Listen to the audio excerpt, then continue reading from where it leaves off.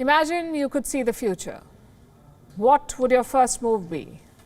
Maybe check on your family or check on your future self. But after all the personal errands, what would you do? How about making some money? If you could see the future, you can beat the stock market. You will know which stocks will grow and which stocks will tank. Unfortunately, or fortunately, nobody can see the future. But some people can influence it. I'm talking about lawmakers. They know what policies are in the pipeline. They know which industry is getting a subsidy. And with that knowledge, they can beat the stock market. The question is, should this be allowed? In the United States, they do it all the time. Lawmakers can trade all they want. It's a free market for all. But the problem is, they have an unfair edge. I'll give you an example. In January 2020, a group of US senators was briefed about the Wuhan virus pandemic. By then, the picture was quite clear. America would be overwhelmed by thousands of infections. Guess what these senators did? They dashed to Wall Street on the same day. Senator Kelly Loeffler made 27 transactions. She sold stocks worth around $3 million. Senator David Perdue made 112 transactions. He sold stocks worth $825,000, plus he bought shares for $1.8 million. Guess which company he bought? DuPont, a firm that makes PPE kits. And these are not isolated cases. In 2021, more than 100 lawmakers were heavy traders. Their total transactions reached $290 million. Simply put, they beat the market. I know it sounds too outrageous to be true. Surely there are laws to regulate this. Well, there is a law. It's called the Stock Act of 2012.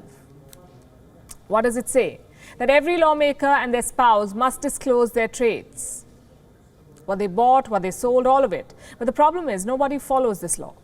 29 members of Congress violated the Stock Act in 2021. Their excuses were hilarious. Clerical errors, they said, lazy accountants, and oversights. What was their punishment for these so-called oversights? $200, that's all. Even that fine is waived off by the Senate or the House in most cases. So asking lawmakers to publish these trades is not enough, because they still have a head start. Take Nancy Pelosi, for instance, the Speaker of the US House of Representatives. She's a Wall Street legend of sorts. Her trades are debated and published on TikTok and Twitter. Do you know where Nancy Pelosi invested her money? Apple and Amazon, around $5 to $25 million each.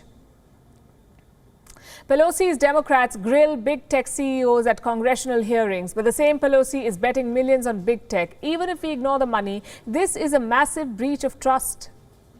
So some American lawmakers are proposing a solution, a ban on trading. How would that work? All lawmakers will have to put their portfolio in a blind trust. They can't make trades. They cannot use classified information to make money. It sounds like a good idea, but senior lawmakers are not on board, like Wall Street legend Nancy Pelosi again. She's personally opposed to a ban on trading. Her argument is this: America is a free market economy, so all Americans should be able to buy and sell shares. I agree. America is a free market economy, but she's forgetting one key principle of free markets: information. Unless everyone has the same information, you cannot call it a free market. Here, that's not the case. Lawmakers are privy to major policy decisions. Will there be lockdowns? Will there be a subsidy on steel? Will there be a tax on big tech? The public does not have this kind of information. The lawmakers do. So this is not a free market system. It's a form of insider trading. Both Republicans and Democrats benefit from this setup. So nobody wants to upset the apple cart.